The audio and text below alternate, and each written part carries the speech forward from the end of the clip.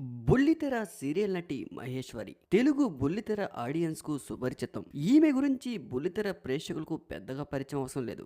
ఈవిడకు బుల్లితెరలో విపరీతమైన fan base ఉంది. Anchor గా చాలా చిన్న ఏజ్ లో తన కెరియర్ ని మొదలుపెట్టి టార్మాలో టెలికాస్ట్ అవుతున్న సూపర్ డూపర్ హిట్ అయిన అన్నా చెల్లెళ్ళు అనే సీరియల్ లో నటిస్తున్నారు. ఆ ఒక్క సీరియల్ తోనే మంచి పేరుని గుర్తింపుని సంపాదించుకున్నారు మహేశ్వరి. ఆ తరువాత జీ తెలుగులో పెళ్లినాటి ప్రమాణాలు, శశిరేఖ పరిణయం, అలాగే వదినమ్మ సీరియల్ తో ఎంతో మంది బుల్లితెర ఆడియన్స్ ని హృదయాల్ని సొంతం చేసుకున్నారు మహేశ్వరి. రీసెంట్ గా జీ తెలుగులో నిండు నూరేళ్ల సావాసం అనే సీరియల్లో తనకంటూ ప్రత్యేకమైన గుర్తింపును సంపాదించుకున్నారు. ఇలా బ్యాక్ టు బ్యాక్ సీరియల్స్ తో పాటుగా కొన్ని మూవీస్ లో చిన్న చిన్న క్యారెక్టర్లు కూడా పోషించారు మహేశ్వరి. తను చేసిన అన్ని సీరియల్లోని తనకంటూ ప్రత్యేకమైన గుర్తింపును సంపాదించుకున్న సీరియల్ వదినమ్మ. వదినమ్మలో శైలు క్యారెక్టర్ లో నెగిటివ్ షేడ్ లో ఎంతో మంది ప్రేక్షకుల హృదయాల్ని సొంతం చేసుకున్నారు. సోషల్ మీడియాలో కూడా ఆ సీరియల్ తో విపరీతమైన ఫ్యాన్ బేస్ ని సంపాదించుకున్నారు. ప్రస్తుతం తనకంటూ ప్రత్యేకంగా యూట్యూబ్ ఛానల్ ని స్టార్ట్ చేసి విజయవంతంగా ప్రేక్షకుల్ని ఎంతగానో ఆకట్టుకుంటున్నారు. యూట్యూబర్ గా కూడా తనంటూ విజయం సాధిస్తూ రాణిస్తూ ఉన్నారు మహేశ్వరి.